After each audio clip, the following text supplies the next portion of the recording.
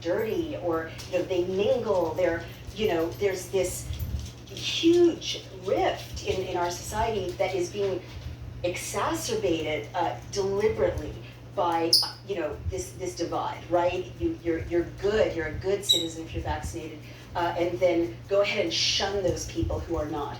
And this is happening in many professions. A doctor leaked to me a document from a licensing board saying don't engage in misinformation. People are scared of losing their licenses in the medical profession. I think journalists are scared of losing their jobs if they raise questions.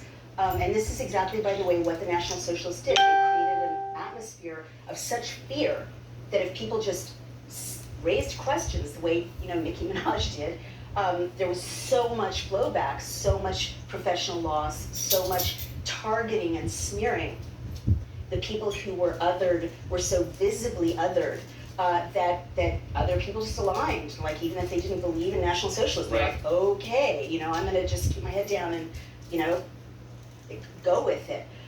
I keep getting emails from, people in institutions. A doctor sent me a picture of his son in college who's forced to wear a colored a wristband because he's not vaccinated.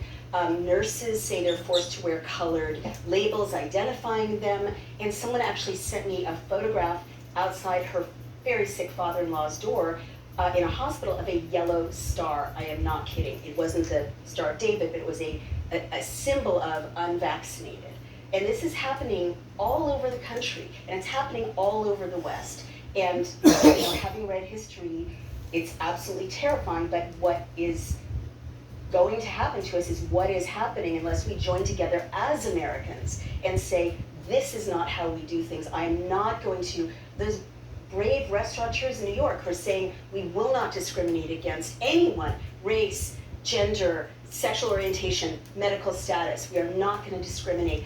What happened to that on the left, right? What happened to that inclusive, egalitarian commitment that everyone is entitled to be welcome and not face discrimination? We all have to join together as Americans and reject the people who are trying to divide us for their own purposes. It must, we talked a little bit before the show started about this on the set, since we're both from California, roughly the same age. I know the world that you're from. This must have completely turned your personal world upside down. I mean, it's painful. Yeah. Yeah, I miss a lot of people. Can I ask a super dumb question? Why would vaccinated people fear the unvaccinated?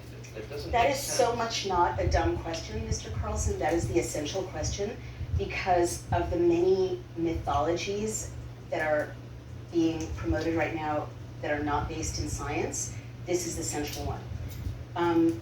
The whole kind of mythological narrative of where we're at right now, you're in, you're out, you can't keep your job, you can keep your job. It's based on the premise that unvaccinated people are dangerous to the vaccinated. And this is just not based in science. It doesn't make any sense. I'm just confused by it. It should be. So when you, I'm sure, you just have implied that you know people well, or friends with maybe some of them, who feel this way really strongly. Right. What do they say? Like, how would an unvaccinated person have heard of vaccinated? Right, well, the premise is it's very magical, right?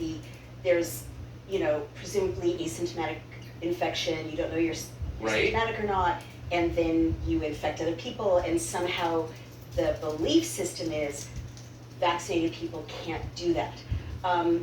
But this all comes from nonsensical CDC and Dr. Fauci messaging, where instead of citing peer-reviewed studies, they'll say, Dr. Fauci will say, well, I won't, I'm not going to have dinner indoors with unvaccinated people. They promote this. But the mRNA vaccines, as Dr. Malone has pointed out, are not designed to affect transmission. They do affect symptoms, right? And they're very useful for people of certain categories. I will never tell anyone not to do it, but... Well, I agree. No, of course not. I'm glad people are getting, I don't have a problem with that. Right, but they don't affect transmission. And so as Dr. Howard Tenenbaum of Mount Sinai in Toronto said when I last interviewed him, either the vaccines work, in which case you shouldn't be afraid of anyone, or they don't work, in which case you should be afraid of everyone equally. That sounds like logic to me. It's logic, and even Dr. Fauci said the virus in the nasopharynx of the unvaccinated is exactly the same as in the nasopharynx of the vaccinated. So I keep talking to loved ones and saying, there's no science saying that unvaccinated people are more dangerous to you than But they don't vaccinated. even explain how they could be dangerous at all. No, they don't explain it. It's a mythology. And what this loved one said, and this is so important, Mr. Carlson, is, well, in the belief matrix that the people around us hold, they don't believe that. So in spite of a study coming out of Israel showing that the second vaccine has now become ineffective to the level of 37%, and that's why they need boosters, in spite of breakthrough infections, in spite of all this data showing that the second vaccines are kind of failing to protect people, and that's why you need a booster forever, it has become a cult. And it has become a belief system that the unvaccinated people pose an existential threat, and they're the reason the pandemic is continuing. You hear this in the sound bites out of the White House all the time. Those red states, they mingle, they're prolonging the pandemic of the unvaccinated, right? It's ambiguous. It assigns responsibility to the unvaccinated for the pandemic. And the peer-reviewed studies just do not support that, and even Dr. Fauci's own words and Robert Malone's own words and Dr. Tenenbaum's own conclusions don't support that. There is no difference in infectiousness between human beings. So this is all a house of cards. To blame, the numbers I have seen suggest that a disproportionate number of the unvaccinated, I hate that word even, are, rural Americans, Black Americans, people with the least power in our society. So to blame all of this on the weakest people in the country, when clearly it's a creation of our medical establishment, as you said, the people who did the gain of function research and the Chinese government, and yet we're blaming poor Americans for it, it's the darkest thing I've ever seen. Well, I don't see it quite the way you do. I think that many communities don't just trust the United States government with what's about to be injected in their bodies Right. for good reason, and that's I why totally agree. communities of color, who have a history of being course. experimented on, are disproportionately reluctant. But I think what I want everyone to really pause and think about is this matrix that we've allowed ourselves to be forced into, in which there is even a question of blame, right? Exactly. Because what they've succeeded in doing is destroy the notion that it's my body, my choice, it's your body, it's your choice. If you're scared of me, you can stay home. We're responsible for ourselves, we're responsible for our children, but I'm not responsible for your body, and you're not responsible for my body and my medical decisions. And instead, they've created a matrix, which is very communist China, in which, and this, you see a lot of these sound bites in bots on Twitter. You're Dr. Fauci, do it for yourself, your family, and your neighbors. Well, how does my body belong to my neighbors? If I'm not infectious to them, how does my body belong to my neighbors? How does my body belong to society? That is the hallmark of a communist regime. That human rights, autonomy, dignity, and the laws we have in the West that literally say you may not experiment on people, the state has no right to force you to take any kind of medical treatment you don't want to. You need to have informed consent. And you have absolute bodily autonomy. You can't be compelled to take something into your body you don't want.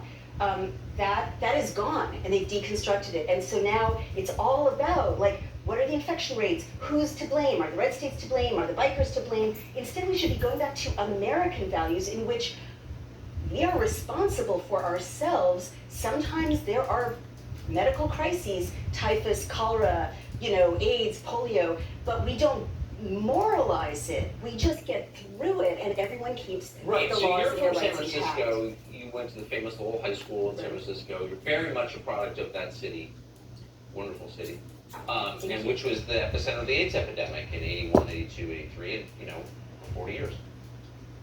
We self-consciously didn't do that. Thank you. And I'm glad. I mean, I don't, blaming people who are dying is like the ugliest thing you could do. Hepatitis, which killed an awful lot of people, is spread primarily through sharing needles. We don't do it there either. Why now? Well, because if you don't moralize it, you can't gain control over an entire free society. Don't question. No, these are the questions that should be being asked.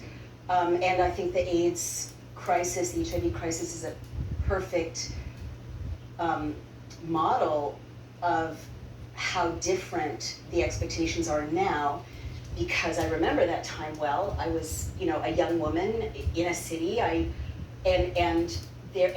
people were learning about this very scary disease. And early on, with no cure, and with no cure. Yeah, and a close relative died of it at the time. I remember from San Francisco, and you got it, you died. Like that's what people thought. It was so devastating, so terrifying. Early on, there were voices saying, let's quarantine these people. Let's not let them, let's keep track of them, the ones who are infected. Let's make sure they don't have the right to have intercourse with anyone else. And it was clear that it was sexually transmitted. And rightly, a chorus of voices from the LGBTQ community and from public health officials, when they were acting like public health officials, said, absolutely not. You don't stigmatize people in a public health crisis. They have rights. They have right to privacy. And so no one was locked down. No one was trapped, right? We maintained our values as a free society. You could argue that if you had locked down everyone who was HIV positive, or quarantined people who were HIV positive away from the rest of society, or made sure no one had sex with anyone because some people were infected, right, which is the equivalent of now, you would have saved lives, which is the buzz phrase.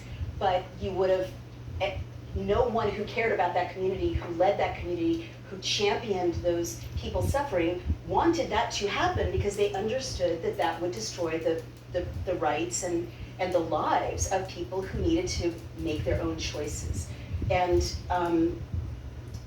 public health officials say you don't stigmatize people when there's a public health crisis. You give them information, you give them support, and that's how public health has been done for the last 100 years. That's what the former senior officials in Toronto and in the United States have explained to me, that this blaming and stigmatizing and othering and shaming is absolutely not how public health norms are taught until 2020, when the Chinese Communist Party exported a lockdown and a narrative to the rest of the world, and other leaders got on board. Especially in the case of I think if someone's going around jabbing people intentionally with the needle in order to infect them, that's a crime. Typhoid Mary knew she was spreading typhoid. Absolutely. And she kept working in the kitchen. I get it. Absolutely. But this virus, everyone I know who's gotten it has no idea how they got it. It's a virus. It's incredibly communicable. Like, to blame people for it is insane. So, where do you, since you've got a very good track record of predicting the future on this, I've noticed, where do you think this is going this year, just in the short term in this country? I mean, it depends on us. As Ben Franklin said, it's a republic if we can keep it. Right. I don't see, where's it gonna go? They're going after our children. I mean, I just heard on the radio, with Pfizer's own data, right, which has not been peer reviewed or published, meaning it's not yet confirmed. Pfizer is claiming that the mRNA shots are safe for 5-year-olds, little kids. So I'm not a scientist, but the doctors whom I interview say that the FDA is crawl to the industries it's supposed to be regulating. We've seen some resistance recently when the boosters were not given a rubber stamp. But my fear is that they will, coerce or force, like in Israel, if your child isn't, vaccinated, you don't get to do certain things, right? They'll ask us to sacrifice our children or to offer up our children. What's going to happen next? Vaccine passports will be, expanded from New York to Massachusetts to Connecticut to every blue state, Northern California, Minnesota. What's going to happen next? Biden said he's going to send people to knock on your door. He may send people to knock on your door, which is classic fascist tactic. What's going to happen is people are going to keep being fired from their jobs or quitting their jobs if they can't take an experimental medical treatment that they don't consent to. We'll continue to have a two-tier society in which people who don't consent to it can't go to restaurants as in New York, can't join their friends as in New York. As in France, public transportation will be closed to people. I mean, these are all things unfolding around the world. We won't have America anymore unless we fight to, I don't just think at this point pass laws to protect us and to protect our freedoms, but I think people have to be investigated and charged and imprisoned after proper trial, and these are crimes against humanity. So for our viewers watching, I think you made a really powerful case that it's not about whether or not you've been vaccinated. If you've been vaccinated and it doesn't matter. What's at stake is the country that you grew up in that we've preserved for 250 years and is disappearing with this as the pretext. So I think people get that. If they've stayed this long in the interview, they're all in. So the frustration I always hear is, well, what do you do about it? Right. What do you do about it? Well, I think that what you're doing, is pretty important. I mean, I was raised to think Fox News was like very, very other, but I do travel around the country and I see that those who are watching the left-leaning legacy media really are not getting good reporting, and they're terrified and easily led and almost, again, in this kind of cult mentality.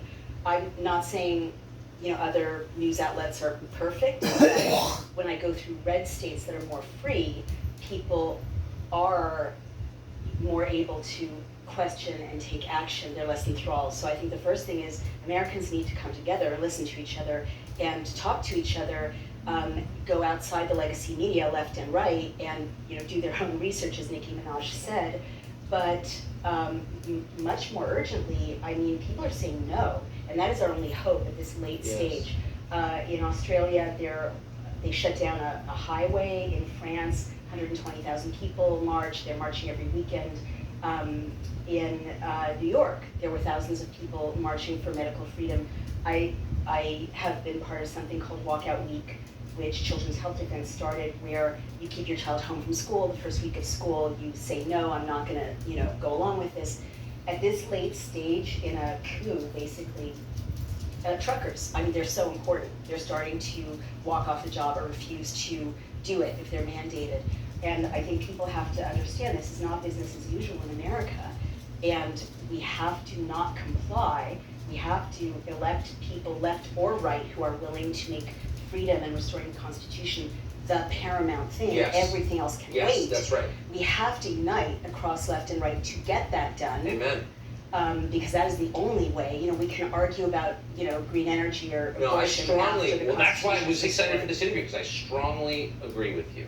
Thank you. Glenn Greenwald, man, I was mad at Glenn Greenwald for like 15 years. I was, I'm just being honest. Yeah. And I'm so grateful to have Glenn on our show.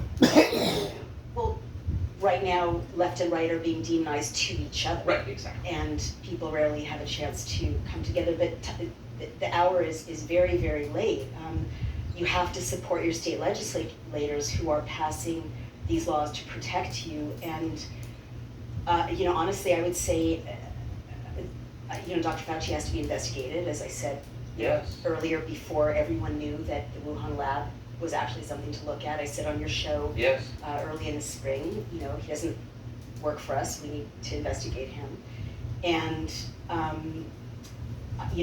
I just thank God for the patriots that I hear from every walk of life and every background, who are peacefully saying, I want my America back, I'm not going to comply with this. So it has to be a groundswell that will usher in a different regime, not a regime, but a different administration, whether on the left or the right, and people have to be investigated and go to jail. And honestly, I think this this administration has to be impeached because they have no right to declare that 100 million people have to submit to a forcible custody that they don't choose. And that is, from my reading of the impeachment rules, that is an impeachable offense. You're no longer protecting and defending the Constitution. You're violating it. You're violating people's basic civil rights. Are you surprised, since you grew up, I mean, I think your parents were like intellectuals, you grew up in San Francisco where civil disobedience wasn't just tolerated, it was venerated, right? The heroes were all Jesus Chavez and whatever. There's been relatively little of it, it seems to me. What is that? Oh God, I hate this conversation. Oh, I'm pushing all the buttons. I'm sorry. No, I grew up, I know the world you grew up in. I'm so familiar with it. So well. Okay, so you know so well. I mean, I hate it, but it's necessary, right? We on the left, sometimes the worst thing that can happen to us is that our dreams come true. Winning is what destroys all of us. And true. I think that we on the left, with many exceptions, but their voices are not being heard, and I think a lot of them are scared, are so happy to have a Democrat in office and hated Trump so much, for reasons we can talk about another time, that they are unwilling to let themselves notice that the Biden administration is harming the American people and enacting policies that are in various ways stripping us of our basic liberties. It's much easier to point a finger at you or at President Trump or at all the Republicans in Congress. There's so many things we've blamed you all for so long, that when the time comes that we actually have power, it's like, shh, don't look at that man behind the curtain, because it'll all go away. I think you're absolutely right. I've seen this on both sides, by the way. Yeah, no, absolutely. But it's a feature of human nature. But my question was actually not about liberals per se. It was just about like kind of normal Americans who are being pushed around, degraded, disrespected, patronized, and hurt, fired from their jobs, unable to provide for their families in ways that have never happened in my lifetime. No. And they're kind of taking it by and large, and I'm wondering why. Well, I think that the way this coup, in effect, and that's really how I think about it, it's not complete, but it's underway, and it's underway globally, the way it has played out is really genius, because it's so incremental. It's just 2 weeks. Who wouldn't stay home for 2 weeks? It's No, just one shot. Oh, it's just another shot. It's just a mask. You take your mask off. Oh, your mask is back on. Now the mask goes on your teenager. Now the mask is, on a 2-year-old, which is, all of it is child abuse. And those kids will suffer for years to come, no matter what happens now. But I think that A, it's been very, very incremental. B, it's like the global war on terror, but more clever because it's in the name of public health, right? And so if you're shutting someone you've always loved, but you're protecting everyone else, you're doing your civic duty. Or if you just submit to the jab, even if you don't want to, but you're protecting everyone, it's public health. You have to be willing to be truly critical and look yourself, the history of public health being used as a cover for fascism, but also ask yourself, are these people telling the truth? Let me see the peer-reviewed studies. Where's the data? And also, what do the laws say about forcing people to do these things? Then because it's under the guise of public health and community, it's very, very hard to fight against. I think if they were to just show up a year ago and say, everyone stay in your homes, there are armed men outside, you can't go outside without covering your face, we'd all be like, are you kidding? This is America. What are you talking about? Yeah, exactly. We don't tolerate that. And lastly, the way they've tied compliance to professional advancement, to getting a license, keeping your job as a journalist, going to that party, going to Martha's Vineyard, if you're lucky enough, or just being able to, get your kid into school, to keep driving your truck or whatever. It's also genius because you have to be willing to burn up all those privileges and maybe even the ability to feed your family in order to resist. That's right. But that said, people you know, when you keep people apart, you say, like, why can't anyone be more than 6 feet to anyone else? Because that's how counter-revolutions begin. People gather in a big space, or they talk to each other in a bar or restaurant or someone's living room. And if you keep people apart, keep them home, keep them online, they can't gather and engage in the kind of counter coup that liberated, for instance, Eastern Europe in 1989, or that our forefathers engaged in. You know, they were not kept apart. They were able to convene and, you know, sometimes secretly, and share strategies and dump tea in the harbor and, you know, fight a global power. And the lockdown is designed, and the way we've been taught to fear one another as humans is designed to keep us from being able to be effective, peaceful revolutionaries for getting our rights back, getting our country back. So last question, we're more than an hour in. I think anybody who's followed this conversation to this point is probably deeply, deeply into it. How can our viewers keep up with what you're saying about this? Where can they read what you write? Oh, well, not on Twitter. Yeah, no, I know, that's why I'm asking. You can come to dailyclout.io, and you can sign up there for the 5 Freedoms campaign to pass legislation in your state to keep you safe. You know, otherwise I'm on Getter, Naomi Wolf. Naomi R. Wolf on Telegram is a fake account, so pay no attention to that. I'm trying to get rid of it. Daily Clout on YouTube is a channel, but really I hope that you will meet me across left and right peacefully in the streets of this great nation so we can take it back. Amen. I hope so too. And you are always welcome on our nighttime show. Thank you. Wow. You got me going. Naomi Wolf, thank you. Thank you so much, Mr. You can see why they want to silence her. Thank you. Name of the show is Tucker Carlson. Stay new episodes every Monday, Wednesday, and Friday on Fox Nation. We will see you every weeknight at 8 on the Fox News Channel.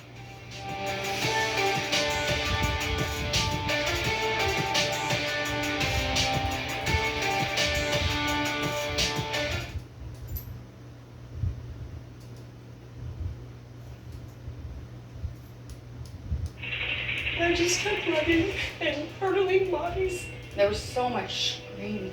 I said, unless I'm dead, you're mad.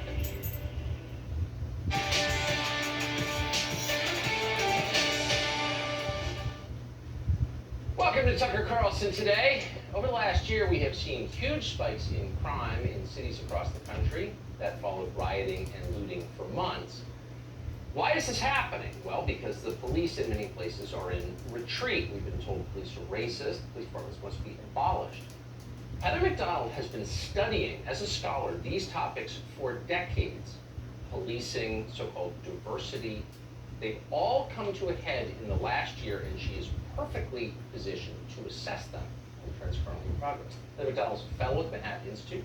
She's the author of the book, The War on Cops, as well as the book, The Diversity Delusion, and we are grateful to have her with us. Heather McDonald, you're one of those people I was thinking about what to ask you, anything, basically. You are. You just thought so deeply about all these issues. It's kind of hard to know where to begin, but I want to begin generally. Uh-oh. There's a sense that people have that our urban spaces, or common spaces, or cities are in decline. There are a lot of ways to measure that. How do you measure decline? Decline is whether a culture has the